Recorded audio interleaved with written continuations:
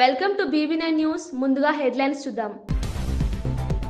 రేపు ఏపీలో ప్రధాని మోదీ పర్యటన, పలు కార్యక్రమాల్లో పాల్గొననున్న ప్రధాని. పర్యటనను విజయవంతం చేయాలని నేతలకు సీఎం చంద్రబాబు పిలుపు. సభ ఏర్పాట్లపై సమీక్ష చేసిన మంత్రి నారాయణ.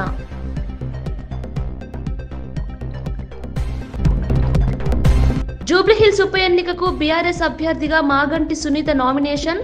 దివంగత ఎమ్మెల్యే మాగంటి గోపీనాథ్ మృతితో అనివార్యమైన ఉప ఎన్నిక. సిట్టింగ్ స్థానాన్ని నిలబెట్టుకోవాలని బీఆర్ఎస్ తీవ్ర ప్రయత్నం.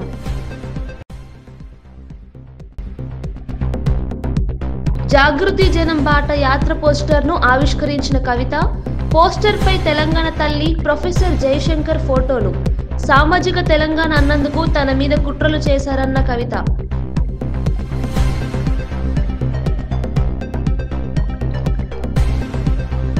విశాఖలో గూగుల్ భారీ పెట్టుబడి. హైదరాబాద్ను మైక్రోసాఫ్ట్ మార్చినట్టే విశాఖను గూగుల్ మారుస్తుందన్న లోకేష్. ఏపీలో బుల్లెట్ ట్రైన్ వేగంతో అభివృద్ధి పరుగులు పెడుతోందని వ్యాఖ్య. విశాఖలో గూగుల్ భారీ పెట్టుబడి. హైదరాబాద్ను మైక్రోసాఫ్ట్ మార్చినట్టే విశాఖను గూగుల్ మారుస్తుందన్న లోకేష్. ఏపీలో బుల్లెట్ ట్రైన్ వేగంతో అభివృద్ధి పరుగులు పెడుతోందని వ్యాఖ్య. ప్రధాని నరేంద్ర మోదీ గురువారం చేపట్టనున్న శ్రీశైలం, కర్నూలు పర్యటనలు అత్యంత విజయవంతం చేయాలని సీఎం చంద్రబాబు కూటమి నేతలకు పిలుపునిచ్చారు. ఈ మేరకు బుధవారం ఆయన మంత్రులు, నంద్యాల, కర్నూలు జిల్లాల ఎంపీలు, ఎమ్మెల్యేలు, ఎమ్మెల్సీలు, ఇతర ముఖ్య నేతలతో టెలికాన్ఫరెన్స్ నిర్వహించారు. డబుల్ ఇంజిన్ సర్కార్ విధానాలతో రాష్ట్రానికి ఎంతో మేలు జరుగుతోందని, దానికి నిదర్శనమే ఇటీవలి గూగుల్ ఒప్పందమని ఆయన అన్నారు. డివైసెస్ మ్యానుఫ్యాక్చరింగ్, ఫార్మా సంస్థలు ఇట్లా అన్ని ప్రాంతాలని సమగ్ర అభివృద్ధి చేసి ఆంధ్ర రాష్ట్రాన్ని $2.4 ట్రిలియన్ ఎకానమీ చేయాలనే లక్ష్యంతో ఆంధ్ర రాష్ట్ర ప్రభుత్వం పనిచేస్తుంది. మేము బలంగా నమ్మేది వర్టికల్ హారిజాంటల్ ఇంటిగ్రేషన్, అంటే క్లస్టర్ బేస్డ్ అప్రోచ్ చాలా చాలా అవసరం. ఎలక్ట్రానిక్స్ మ్యానుఫ్యాక్చరింగ్ అంటే ఒక ఎకో సిస్టమ్ రావాలి. 100 కిలోమీటర్ రేడియస్లో major end to end ecosystem create చేయాలి. సో అంటే మీ మొబైల్ ఫోన్ తీసుకుంటే దానికి ఉన్న casing, housing, camera module, lens, chip manufacturing, display అంతా 100 కిలోమీటర్ రేడియస్లో మ్యానుఫ్యాక్చర్ అవ్వాలి. That is called vertical integration. Horizontal వచ్చేగల స్కిల్ డెవలప్మెంట్. నా HRD మినిస్ట్రీ వస్తుంది. Skill development, equipment testing. మన బ్లూ స్టార్ లీడర్షిప్తో కలిసి అదే డిస్కస్ చేశాం. వాళ్ళకు హీట్ పంప్ ఆంధ్ర రాష్ట్రాన్ని తయారు చేస్తే జర్మనీకి పంపించాలి టెస్టింగ్కి, సర్టిఫికేషన్కి. ఆ సర్టిఫికేషన్ ఎందుకు ఆంధ్ర రాష్ట్రంలో ఉండకూడదు? ఇదే ఎకో సిస్టంలో మీరు పెట్టండి అని వాళ్ళు కూడా మేము పెట్టుబడులు పెడతాం ఆ ఎకో సిస్టమ్ కానీ వాళ్ళు కూడా చెప్తాం కానీ. సో వర్టికల్ హారిజాంటల్ ఇంటిగ్రేషన్ చేస్తున్నాం. సో అందుకే కంప్రెస్డ్ బయోగ్యాస్ అంతా ఒక జోన్లో, ఎలక్ట్రానిక్స్ మ్యానుఫ్యాక్చరింగ్ ఒక జోన్లో, సిమెంట్ మ్యానుఫ్యాక్చరింగ్ ఒక జోన్లో, ఆటోమోటివ్ ఒక జోన్, డ్రోన్ సిటీ కర్నూలు అట్లా ఒక జోన్లో. క్లస్టర్ బేస్డ్ అప్రోచ్ అనేది ఆంధ్ర రాష్ట్ర ప్రభుత్వం తీసుకుని 2047కి $2.4 ట్రిలియన్ ఎకానమీగా ఆంధ్ర రాష్ట్రాన్ని తీర్చిదిద్దడానికి కూటమి ప్రభుత్వం, మన ప్రజాప్రభుత్వం అడుగులేస్తాం జరుగుతుంది. ఇంకా విశాఖపట్నానికి వచ్చేగల మా లక్ష్యం ఒకటే, గ్రేటర్ విశాఖపట్నం ఎకనామిక్ కారిడార్ని $1 ట్రిలియన్ ఎకానమీ చేయాలి. 1 ట్రిలియన్, 2.4 ట్రిలియన్లో 1 ట్రిలియన్ అక్కడ ఎకనామిక్ యాక్టివిటీ చేయాలని. హైదరాబాద్కి 30 సంవత్సరాలు ఏదైతే పట్టిందో అది 10 సంవత్సరాలు విశాఖపట్నం చేసి చూపించాల లక్ష్యంతో ప్రజాప్రభుత్వం పనిచేస్తుంది. దానికోసం విశాఖపట్నం ఎకనామిక్ కారిడార్ అని నామకరణం చేసి దానికి ప్రత్యేకంగా అధికారులను కూడా నియమించి ఇంటిగ్రేటెడ్ ప్లానింగ్, అంటే ఎయిర్పోర్ట్స్ కానివ్వండి, రైల్వేస్ కానివ్వండి, రోడ్స్, ఎడ్యుకేషన్ కానివ్వండి, కంపెనీలు ఎక్కడ రావాలి, ఎట్లా మొత్తం జోన్ ప్లానింగ్ చేయాలి. ఎట్లయితే గతంలో చంద్రబాబు నాయుడు గారిని హైదరాబాద్ని ఎట్లయితే ప్లాన్ చేశారో ఆ అప్రోచ్ తీసుకుని best in class, world class planning చేయాలి. ఒక పక్కన విశాఖపట్నంలో, అమరావతి ఈ రీజన్ రెండోది, మూడోది Rayalaseema economic corridor. Doctor APJ Abdul Kalam జయంతి సందర్భంగా సీఎం రేవంత్ నివాళి. మాజీ రాష్ట్రపతి, ప్రజల మనసులో చిరస్థాయిగా నిలిచిన శాస్త్రవేత్త డాక్టర్ APJ అబ్దుల్ కలాం జయంతి సందర్భంగా ముఖ్యమంత్రి రేవంత్ రెడ్డి నివాళులు అర్పించారు. జూబ్లీహిల్స్ లోని తన నివాసంలో కలాం చిత్రపటానికి పూలమాల వేసి ఆయనకు గౌరవం అర్పించారు. ఈ సందర్భంగా సీఎం మాట్లాడుతూ కలాం జీవితం యువతకు ప్రేరణగా నిలుస్తుందని పేర్కొన్నారు. దేశ అభివృద్ధికి కలాం చేసిన కృషి అపూర్వమని అన్నారు. కలాం చూపించిన మార్గంలో యువత నడిస్తే భారత్ ప్రపంచంలో అగ్రస్థానంలో నిలుస్తుందన్నారు.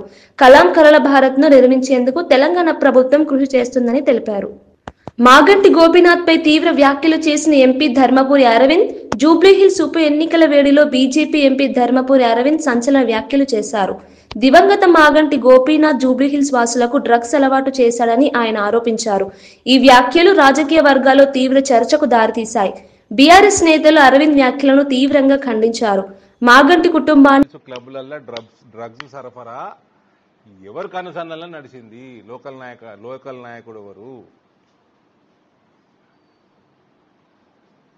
కేటీఆరే చెప్పాలి ఆన్సర్. మరి దానికి ఆయన హయాంలో అయినాయి కేసులన్నీ అయినాయి. ఎవడు ఇడిపించిండ్రు? అక్కడ సరఫరాకి ఎవరు కనుసన్నలు అయినాయి? ఏం సింపతి వీళ్ళకా లేకపోతే డ్రగ్స్ బానిసలకా? వాళ్ళు విక్టిమ్స్కా? వాళ్ళ మీద సింపతి చూపెట్టాలి. సరఫరా చేసిన వాళ్ళకా? జూబ్లీహిల్స్ ఉప ఎన్నికల్లో బీఆర్ఎస్ అభ్యర్థి మాగంటి సునీతకు పూర్తి మద్దతుగా పార్టీ వర్కింగ్ ప్రెసిడెంట్ కేటీఆర్ బహిరంగంగా ప్రకటించారు. ఒక కుటుంబ సభ్యుడు దూరమైన పార్టీ స్థిరంగా నిలబడగలదని ఈ ఎన్నికలు నిరూపిస్తాయని అన్నారు. గోపీనాథ్ను వ్యక్తిగతంగా కాకుండా పార్టీ చిహ్నంగా ప్రజలు గుర్తించుకున్నారని తెలిపారు. మాగంటి సునీతను పార్టీ ప్రతీకగా భావిస్తూ బీఆర్ఎస్ ఈ ఎన్నికల్లో పోరాడుతోందని చెప్పారు. గోపీనాథ్ ఆత్మకు శాంతి చేకూరేలా ప్రజలు సునీతను గెలిపించాలని పిలుపునిచ్చారు. ప్రజల మద్దతుతో బీఆర్ఎస్ గెలుపు ఖాయమని విశ్వాసం వ్యక్తం చేశారు. దెబ్బ కొట్టడానికి వారు రెడీగా ఉన్నారు. అట్లాగే ముమ్మాటికి ప్రతి వర్గం ఇవాళ పేదలు, బలహీన వర్గాలు 42% రిజర్వేషన్ అని చెప్పి గొంతు కోసినందుకు, చెల్లని జీవో ఇచ్చి మోసం చేసే ప్రయత్నం చేసినందుకు బీసీలు కుత ఉడుకుతున్నారు. వాళ్ళు కూడా బుద్ధి చెప్పడానికి రెడీగా ఉన్నారు. ఎల్లుండి బంధుకాలు కూడా పిలిపించారని తెలుస్తా ఉన్నది. కాబట్టి ఇవాళ ప్రతి వర్గం వీళ్ళు వాళ్ళని కాదు, దళిత బంధు అని మోసం చేసి అభయ హస్తం అని చెప్పి 10 లక్షలు కాదు 12 లక్షలు ఇస్తామని చెప్పి మోసం చేసినందుకు దళితులు కుత ఉడుకుతా ఉన్నారు. ఈ రకంగా అన్ని వర్గాల నుంచి మద్దతు వెల్లువెత్తుతున్నది. మా అభ్యర్థి సునీత గోపీనాథ్ గారు మంచి మెజారిటీతో తప్పకుండా గెలుస్తారన్న విశ్వాసం మాకుంది. ఇది కేసీఆర్ గారు తిరిగి పునరాగమనానికి, తెలంగాణలో మళ్ళీ ఒకసారి ప్రభుత్వంలో రావడానికి, కేసీఆర్ గారు తిరిగి ముఖ్యమంత్రిగా పదవిని అధిష్ఠించడానికి ఇది మొదటి మెట్టు కాబోతున్నది. గులాబీ దండు జైత్రయాత్ర జూబ్లీహిల్స్ నుంచే తిరిగి ప్రారంభం కాబోతున్నది అని మేము బలంగా నమ్ముతున్నాం. తప్పకుండా ప్రజల దీవెనలు మా అభ్యర్థి సునీత గారికి ఉండాలని చెప్పి పార్టీ సమిష్టిగా వారి గెలుపు కోసం పనిచేస్తుందని చెప్పి కూడా, అట్లాగే మీడియా మిత్రులకు కూడా దయచేసి మీ ఆశీర్వాదం కూడా మా అభ్యర్థికి ఉండాలని చెప్పి కూడా అభ్యర్థిస్తూ, మరి వారి గెలుపు కోసం శ్రమిస్తున్న ప్రతి ఒక్కరికి కూడా పేరు పేరున ధన్యవాదాలు తెలియజేస్తూ, జూబ్లీహిల్స్ నవంబర్ 11 నాడు కారు గుర్తు మీద ఓటు వేసి మాగంటి సునీత గోపీనాథ్ గారిని గెలిపించాలని మళ్ళీ ఒకసారి కోరుతూ మీ అందరికి నమస్కారం. ఆంధ్రప్రదేశ్ ను ఆర్థికంగా శక్తివంతమైన రాష్ట్రంగా మార్చడం లక్ష్యమని మంత్రి నారా లోకేష్ తెలిపారు. 2047 నాటికి ఏపీని $2.4 ట్రిలియన్ ఎకానమీగా తీర్చిదిద్దడమే తమ ప్రధాన ధ్యేయమని చెప్పారు. అన్ని ప్రాంతాలను సమగ్రంగా అభివృద్ధి చేయడానికి క్లస్టర్ బేస్ అప్రోచ్ ద్వారా కూటమి ప్రభుత్వం ముందుకు సాగుతోందని వివరించారు. ముఖ్యంగా విశాఖపట్నంను $1 ట్రిలియన్ ఎకానమీగా అభివృద్ధి చేయాలని లక్ష్యంగా పెట్టుకున్నామని పేర్కొన్నారు. ప్రతి జిల్లాలో పెట్టుబడులను ఆకర్షించేందుకు రోడ్లు, ఐటీ, విద్య, పరిశ్రమలపై ప్రాధాన్యం ఇస్తున్నామని తెలిపారు. ఫార్మా సంస్థలు ఇట్లా అన్ని ప్రాంతాలని సమగ్ర అభివృద్ధి చేసి ఆంధ్ర రాష్ట్రాన్ని $2.4 ట్రిలియన్ ఎకానమీ చేయాలనే లక్ష్యంతో ఆంధ్ర రాష్ట్ర ప్రభుత్వం పనిచేస్తుంది. మేము బలంగా నమ్మేది వర్టికల్ హారిజాంటల్ ఇంటిగ్రేషన్, అంటే క్లస్టర్ బేస్డ్ అప్రోచ్ చాలా అవసరం. ఎలక్ట్రానిక్స్ మ్యానుఫ్యాక్చరింగ్ అంటే ఒక ఎకో సిస్టమ్ రావాలి. 100 కిలోమీటర్ రేడియస్లో major end to end ecosystem create చేయాలి. సో అంటే మీ మొబైల్ ఫోన్ తీసుకుంటే దానికి ఉన్న casing, housing, camera module, lens, chip manufacturing, display అంతా 100 కిలోమీటర్ రేడియస్లో మ్యానుఫ్యాక్చర్ అవ్వాలి. That is called vertical integration. Horizontal వచ్చేగల స్కిల్ డెవలప్మెంట్, నా హెచ్ఆర్డీ మినిస్ట్రీ వస్తుంది. స్కిల్ డెవలప్మెంట్, ఎక్విప్మెంట్ టెస్టింగ్, మన బ్లూ స్టార్ లీడర్షిప్తో కలిసి అదే డిస్కస్ చేశాం. వాళ్ళకు హీట్ పంప్ ఆంధ్ర రాష్ట్రం తయారు చేస్తే జర్మనీకి పంపించాలి టెస్టింగ్కి, సర్టిఫికేషన్కి. ఆ సర్టిఫికేషన్ ఎందుకు ఆంధ్ర రాష్ట్రంలో ఉండకూడదు, ఇదే ఎకో సిస్టంలో మీరు పెట్టండి అని వాళ్ళు కూడా మేము పెట్టుబడులు పెడతాం ఆ ఎకో సిస్టమ్ కానీ వాళ్ళు కూడా చెప్తాం కానీ. సో వర్టికల్ హారిజాంటల్ ఇంటిగ్రేషన్ చేస్తున్నాం. సో అందుకే కంప్రెస్డ్ బయోగ్యాస్ అంతా ఒక జోన్లో, ఎలక్ట్రానిక్స్ మ్యానుఫ్యాక్చరింగ్ ఒక జోన్లో, సిమెంట్ మ్యానుఫ్యాక్చరింగ్ ఒక జోన్లో, ఆటోమోటివ్ ఒక జోన్, డ్రోన్ సిటీ కర్నూలు అట్లా ఒక జోన్లో. క్లస్టర్ బేస్డ్ అప్రోచ్ అనేది ఆంధ్ర రాష్ట్ర ప్రభుత్వం తీసుకుని 2047కి $2.4 ట్రిలియన్ ఎకానమీగా ఆంధ్ర రాష్ట్రాన్ని తీర్చిదిద్దడానికి కూటమి ప్రభుత్వం, మన ప్రజాప్రభుత్వం అడుగులేస్తడం జరుగుతుంది. ఇంకా విశాఖపట్నానికి వచ్చేగల మా లక్ష్యం ఒకటే, గ్రేటర్ విశాఖపట్నం ఎకనామిక్ కారిడార్ని $1 ట్రిలియన్ ఎకానమీ చేయాలి. 1 ట్రిలియన్, 2.4 ట్రిలియన్లో 1 ట్రిలియన్ అక్కడ ఎకనామిక్ యాక్టివిటీ చేయాలని. హైదరాబాద్కి 30 సంవత్సరాలు ఏదైతే పట్టిందో అది 10 సంవత్సరాలు విశాఖపట్నం చేసి చూపించాల లక్ష్యంతో ప్రజాప్రభుత్వం పనిచేస్తుంది. దానికోసం విశాఖపట్నం ఎకనామిక్ కారిడార్ అని నామకరణం చేసి దానికి ప్రత్యేకంగా అధికారులను కూడా నియమించి ఇంటిగ్రేటెడ్ ప్లానింగ్, అంటే ఎయిర్పోర్ట్స్ కానివ్వండి, రైల్వేస్ కానివ్వండి, రోడ్స్, ఎడ్యుకేషన్ కానివ్వండి, కంపెనీలు ఎక్కడ రావాలి, ఎట్లా మొత్తం జోన్ ప్లానింగ్ చేయాలి. ఎట్లయితే గతంలో చంద్రబాబు నాయుడు గారిని హైదరాబాద్ని ఎట్లయితే ప్లాన్ చేశారో ఆ అప్రోచ్ తీసుకుని best in class, world class planning చేయాలి. ఒక పక్కన విశాఖపట్నంలో, అమరావతి ఈ రీజన్ రెండోది, మూడోది రాయలసీమ ఎకనామిక్ కారిడార్. మాగంటి సునీత కన్నీలపై మంత్రి పొన్నం ప్రభాకర్ చేసిన వ్యాఖ్యలపై బీఆర్ఎస్ నాయకుడు ఆర్ఎస్ ప్రవీణ్ కుమార్ తీవ్రంగా స్పందించారు. ఇలాంటి మంత్రి కూడా కాంగ్రెస్ పార్టీలో ఉన్నారా అంటూ ఆగ్రహం వ్యక్తం చేశారు. సునీత భావోద్వేగానికి డ్రామా అని చెప్పడం సిగ్గుచేటు వ్యాఖ్య అని వ్యాఖ్యానించారు. రాజీవ్ గాంధీ, ఇందిరాగాంధీ, వైఎస్ రాజశేఖర రెడ్డి మరణాలప్పుడు నేతలు కన్నీళ్లు పెట్టారు, అవి కూడా డ్రామాలని ప్రశ్నించారు. మహిళా గౌరవం కాపాడాల్సిన నేతలే అవమానకరంగా మాట్లాడడం దురదృష్టకరమని అన్నారు.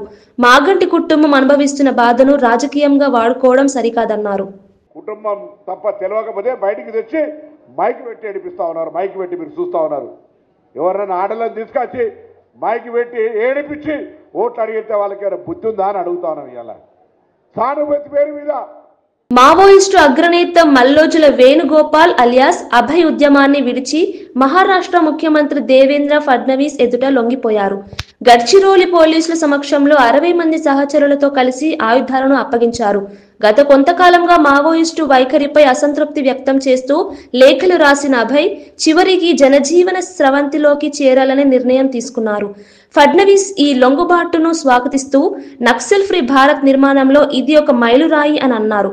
మావోయిజం హింసను త్యజించి ప్రధాన ప్రవాహంలోకి వస్తున్న నాయకులు దేశానికి ఆదర్శమని చెప్పారు.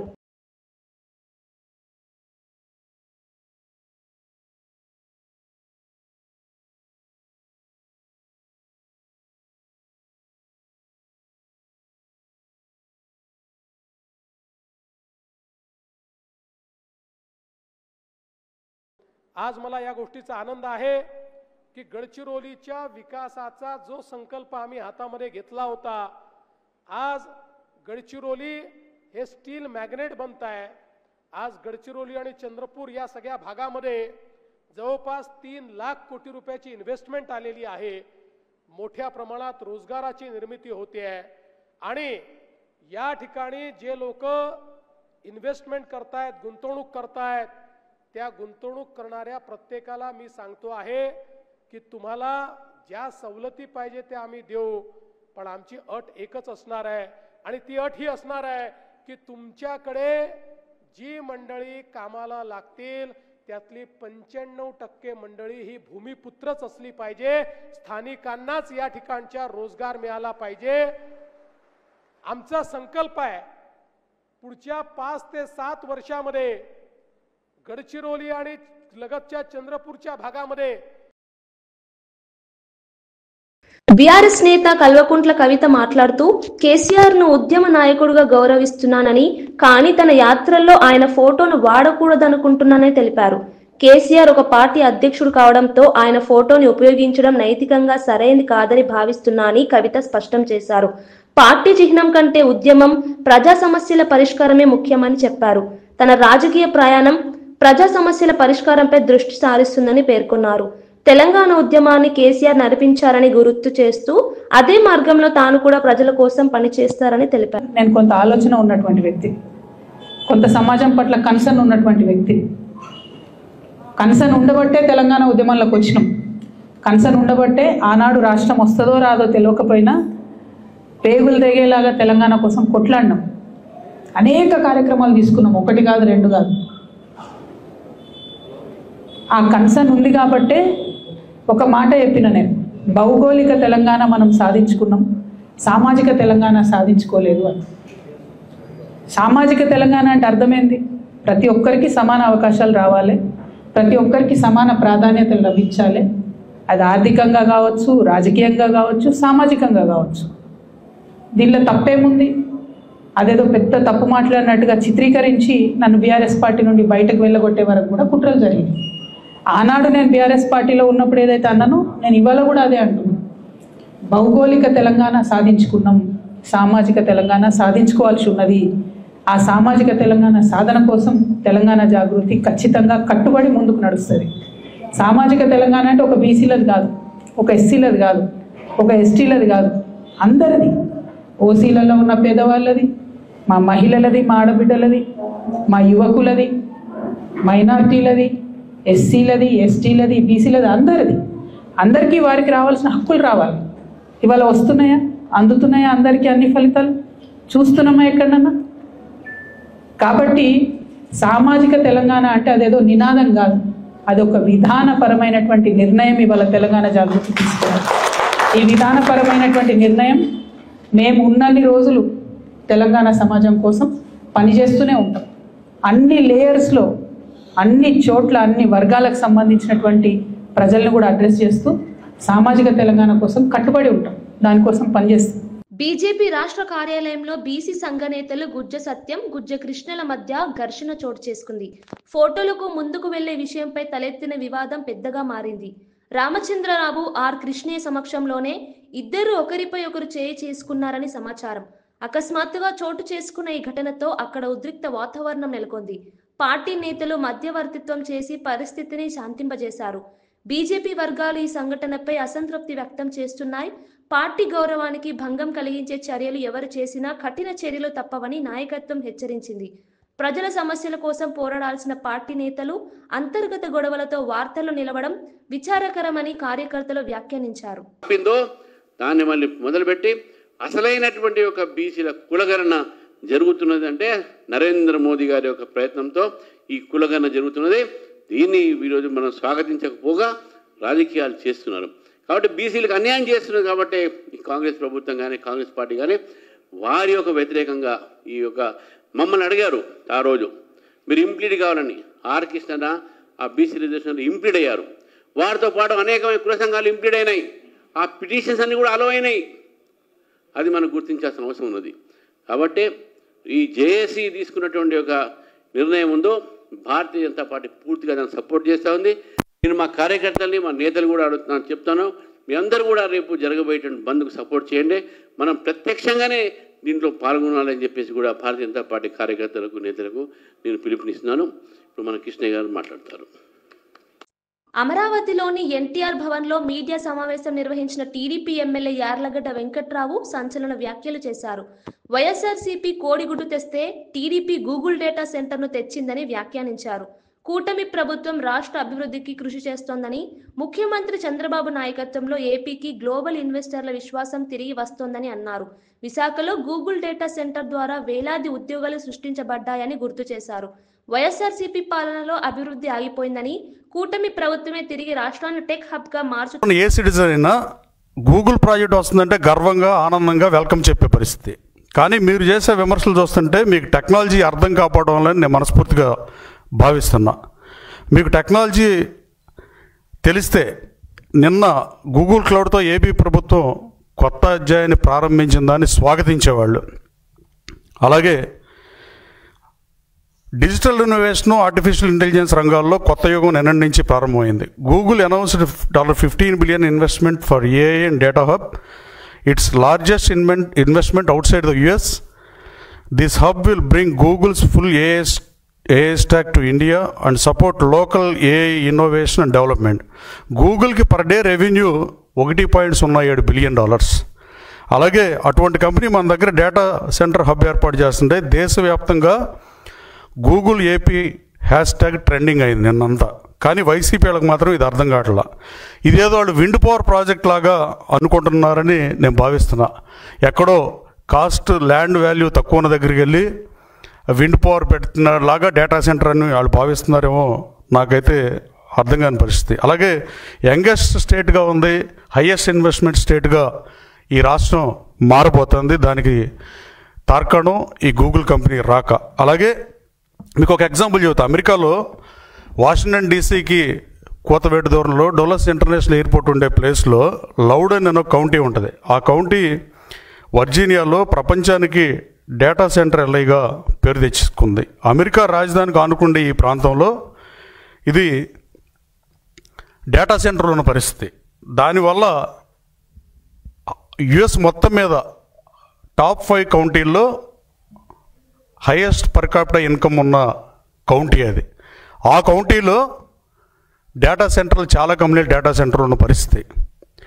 కానీ మీరు అది అర్థం కాక మాట్లాడుతున్నారేమోనని నేను భావిస్తున్నా.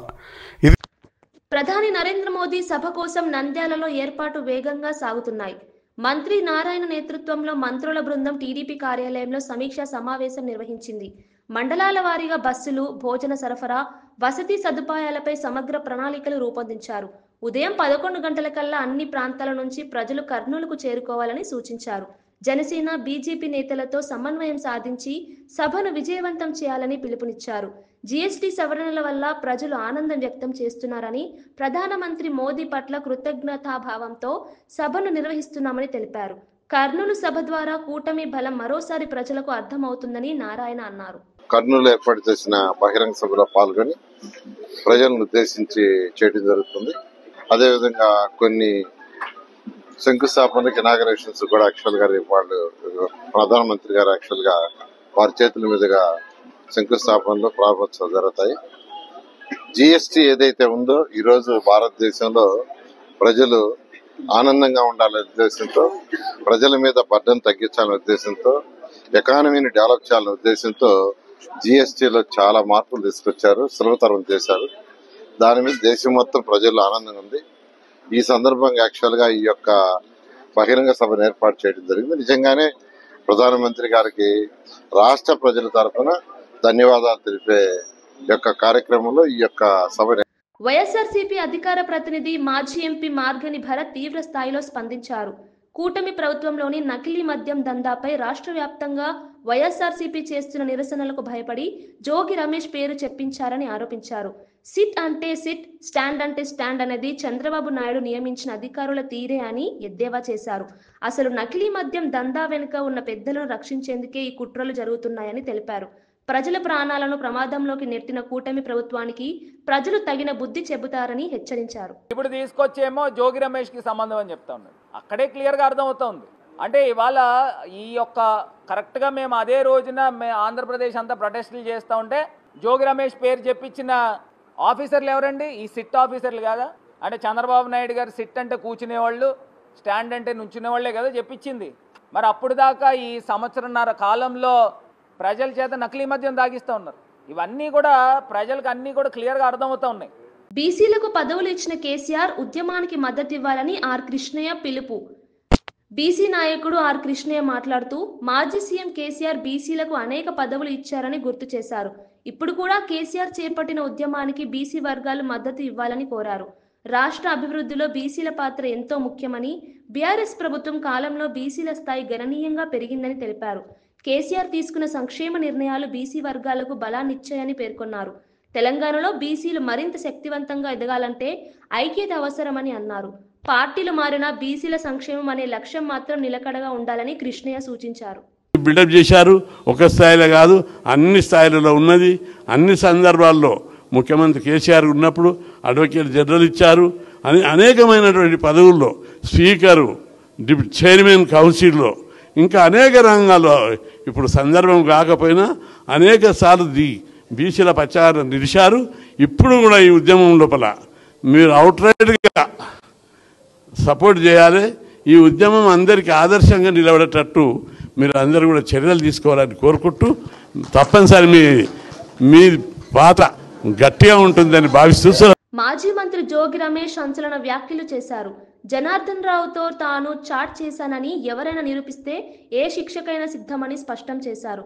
తాను చేసిన పని ఏది తప్పు కాదని, అవాస్తవ ప్రచారంతో తనపై దుష్ప్రచారం జరుగుతోందని ఆగ్రహం వ్యక్తం చేశారు. నేను ప్రజాసేవ కోసం రాజకీయాల్లోకి వచ్చాను, కానీ కొన్ని వర్గాలు నన్ను బ్లాక్మెయిలింగ్ చేయాలని చూస్తున్నాయని జోగి రమేష్ అన్నారు. తాను భయపడే వ్యక్తి కాదని, ఎలాంటి విచారణకైనా ఎదుర్కొనేందుకు సిద్ధమని తెలిపారు.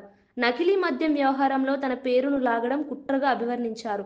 నిజం నాతో ఉంది, న్యాయం గెలుస్తుంది అంటూ తన స్థానం స్పష్టంగా వెల్లడించారు. ఈ వ్యాఖ్యలతో రాజకీయ వర్గాల్లో చర్చలు మిన్నంటున్నాయి. వాళ్ళందరికీ కూడా, రాష్ట్ర ప్రజలందరికీ కూడా తెలియజెప్పాలనే ఉద్దేశంతో నా ఫోన్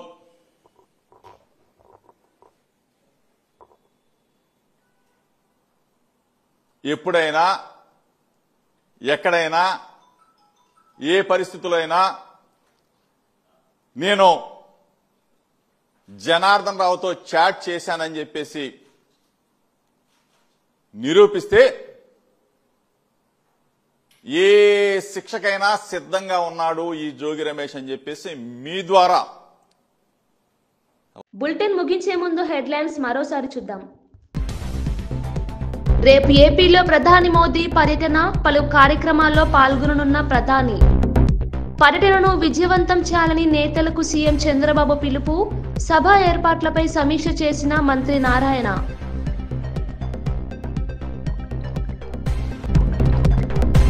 జూబ్లీహిల్స్ ఉప ఎన్నికకు బీఆర్ఎస్ అభ్యర్థిగా మాగంటి సునీత నామినేషన్, దివంగత ఎమ్మెల్యే మాగంటి గోపీనాథ్ మృతితో అనివార్యమైన ఉప ఎన్నిక, సిట్టింగ్ స్థానాన్ని నిలబెట్టుకోవాలని బీఆర్ఎస్ తీవ్ర ప్రయత్నం.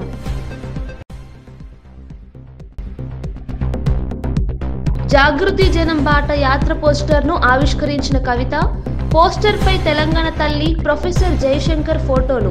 సామాజిక తెలంగాణ అన్నందుకు తన మీద కుట్రలు చేశారన్న కవిత.